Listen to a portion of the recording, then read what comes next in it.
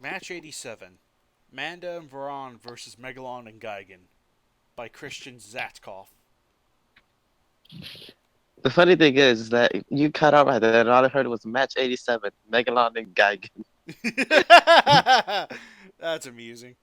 Yeah. Kaijuologists were stunned. Something strange was going on.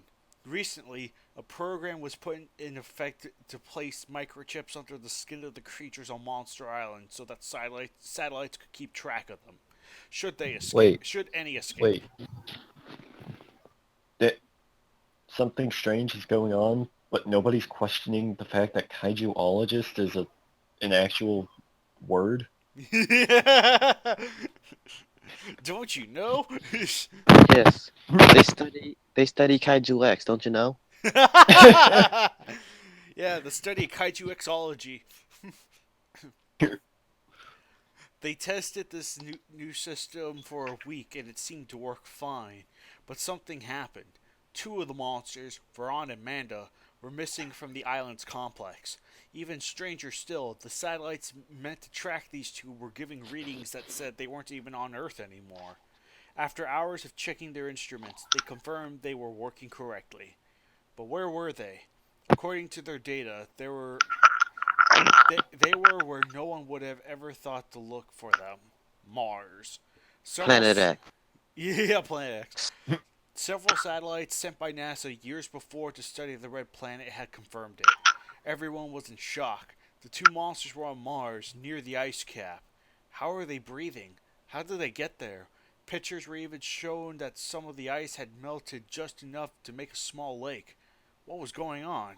Everyone's questions would be answered when NASA would record the epic struggle that was about to play into these strange events. Braun landed on the shore of the lake and growled. He had been spending the last 4 hours searching his surroundings. He didn't know where he was, but he didn't like it. It was far too cold for his taste. Manda was on a cliffside, watching Varan. He didn't see the point in wasting his energy looking for a way out. They were stuck, and there was no way out of it. He didn't know where they were, but his instincts told him that they were far away from home. Two objects in the distance caught Amanda's attention. As they got closer, Varan stopped rampaging long enough to see that they were really four objects. The two UFOs hovered towards them. Below them, being carried by the twin craft, were Gigan and Megalon. Pass. So are Ren and Manda roommates, apparently? Yeah, Yeah, kind of.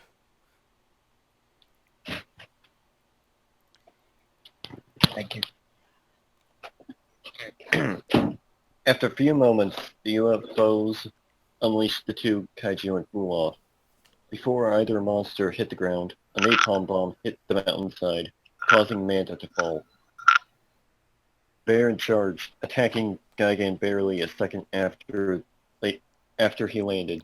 Sparks flew as the dinosaur's claws. Wait, Varan? Oh yeah, never mind. Caught off guard by the sudden attack, Gigan toppled over. Megalon raised his baited arm, about to attack, and about to strike when something wrapped around his legs and caused the Cetopian god to fall on his back. Manda hissed as he lifted his tail up. Megalon and Megalon in his coils and twisted his body to throw Megalon headfirst into a mountain. When the smoke cleared, Megalon was missing. Gigan was smacking Varan in the face as hard as he could with his sides. Blood was pooling on the ground around the cyborg. Varan's face was bloody, but he refused to stop his assault. The ground exploded as a drill slammed into Varan's side. Varan stopped his attack and howled in pain as blood splattered everywhere. Gigan blasted Varan in the face with his cluster beam, causing the beast to fall over. Gigan called out to his ally just as Megalon popped out of the ground. The two slammed their arms together and laughed. Manda hissed at Megalon, only to be blasted in the face by his horn lightning. So I'm just gonna guess Manda said something about Megalon's mom. Gigan shot out his grappling hooks. Varan felt his neck get tighter as Gigan pulled him in closer. for a kiss. Manda lashed out, wrapping himself around Megan's torso. Wait, I know why Manda's fighting Megalon and not Gigan. Why? Why? Because the continent of Mu really hates Utopia, apparently. Oh. That works. I was gonna say it's because they both started with the letter N.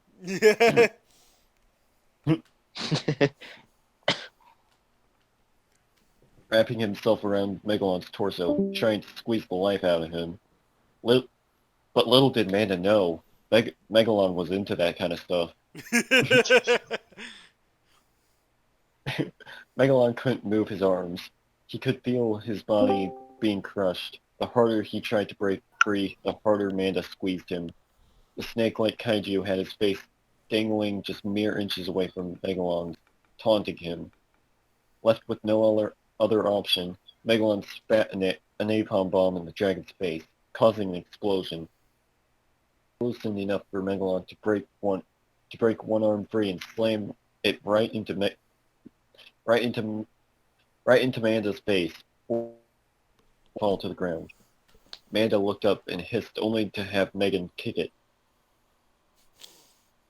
Manda rolled away. Megalon shot a volley of horn bolts and napalm bombs, each to roll further away.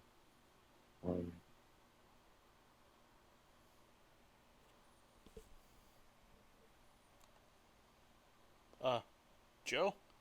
Oh crap. Okay. I thought I lost my place. He wasn't going to let the serpent get close to him again. Gigan, meanwhile, was wailing on Varan with a flurry of side swipes. Gigan, what the fuck? With a flurry of scythe swipes. Varan was covered from head to toe in wounds. Gigan turned around, impaling Varan on his tail anchors, and flying several meters before swinging his tail around. Varan slid off the tail blades and smacked headfirst into the same mountain Megalon had before. Varan shook debris off himself as Gigan opened his chest ports, firing his razor disc. And his disc nipples. Yeah. Varan opened the membranes that ran from under his arms to the side of his legs, and quickly scaled the mountain, barely avoiding the disc, before gliding into the sky. He looked back and saw that they were following him, then spotted Megan as he kicked Manda into the lake. He nosedived at the giant cockroach, pulling up at the last second. One of Gigan's discs couldn't pull off the maneuver and slammed right into the giant bug's back. Megan screamed as the disc dug into his flesh, greenish-yellow blood splattering everywhere. Megan turned to fire at Varan, but ended up blasting the other disc by mistake. Shrapnel flew everywhere, tearing into the flying kaiju's back. Gigan shot another red beam from his cycloptic eye. Explosions covered Varan's body, and he fell from the air. Pass, so I can eat. Oh, it's my turn? Yeah, your turn. Okay. Mhm. Megalon turned his attention back to Manda and jumped into the lake, ready to drown the overgrown snake from the continent of Mu to show that Zootopia was superior. But Megalon was that he was now in Manda's home turf, as Mu is usually underwater. Manda slowly crept up behind Megalon, following him, waiting for him to get in deeper water. With the speed of lightning, Manda shot forward and wrapped all around Megalon's body, and dragged him underneath the surface. Megalon's arms and legs were tied up as he sank to the bottom, because he has metal hands. Metal was really heavy. Manda tightened his grip more and more and more and more. Megalon, in his futile attempts to escape, shot a barrage of lightning from his horn and napalm bombs from his mouth. But Manda was too close for the weapons to find their target, and because they're underwater. After a while, Megalon's movement slowed down as he lost the energy to fight back. Within mere seconds, the Cetopian god was crushed, his guts flowing out of his corpse and filling the lake. The Guardian of Mu slithered out of the lake, covered in Megalon's innards when it heard Gigan shriek. The cyborg flew directly at the serpent, trying to avenge his friend, but Varan dropped out of the sky and landed right on top of him, pawing and kicking. Gigan's eye glowed red, but Varan delivered a headbutt hard enough to shatter it before the energy could be discharged. Now blinded, Gigan panicked, jumping right back to his feet. Mena leapt up and wrapped his serpent-like tail around Gigan's arms and forced him behind his back, holding him hostage. His tail snaked around the machine's neck and pulled hard, exposing his throat.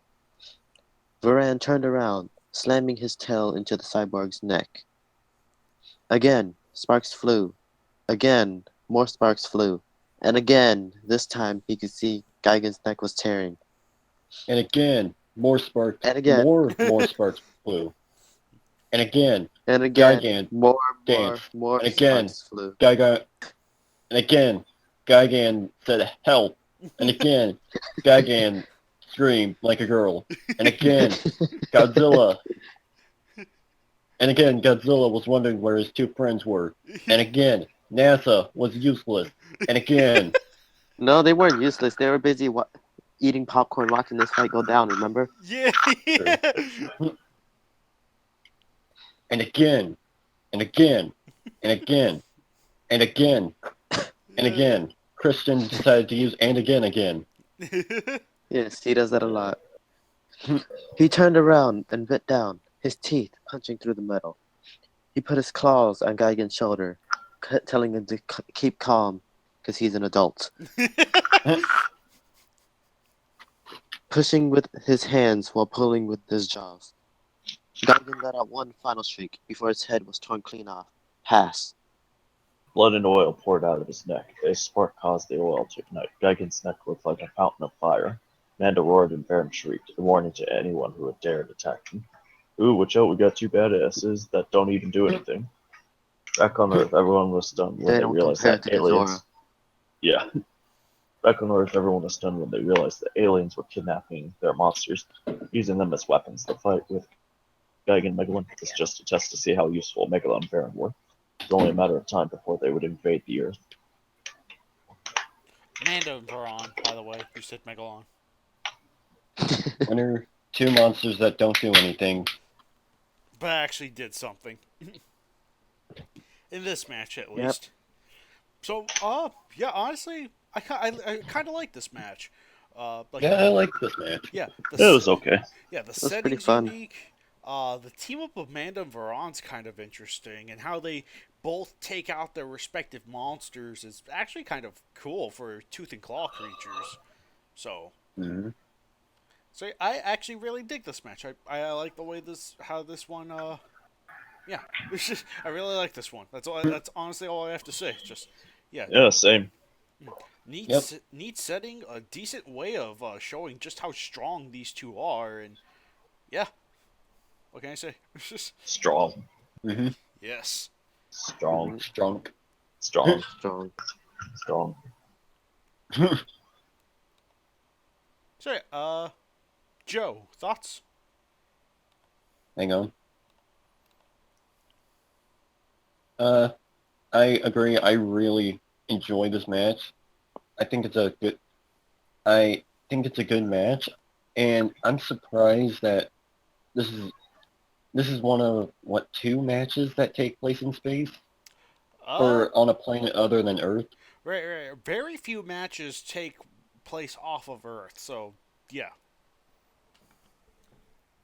And I agree. I really like the setting, and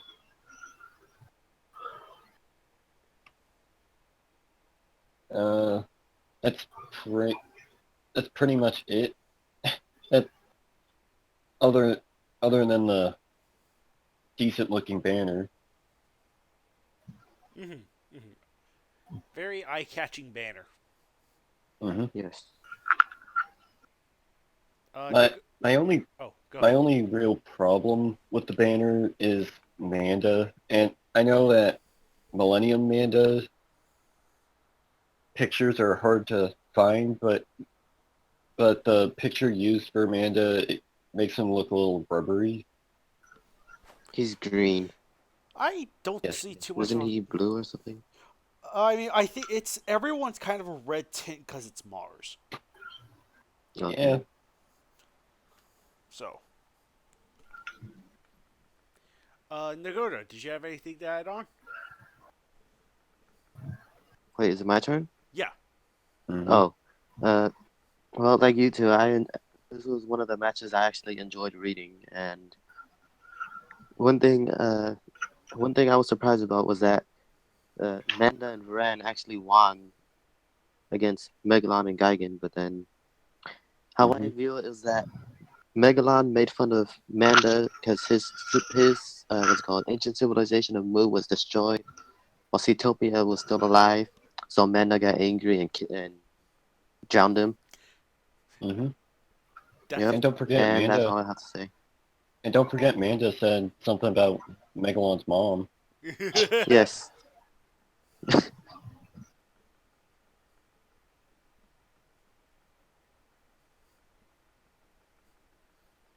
All right. Anything else? No, Okay. but yeah, I did it. Oh. Oh, okay. Go ahead. Yeah, Go I ahead. did enjoy the banner, and the match is solid. So that's all I really have to say. Mm-hmm. All right. And that was match 87, and we'll see you guys next time for match 88. Until then, folks. Bye. Bye. You suck.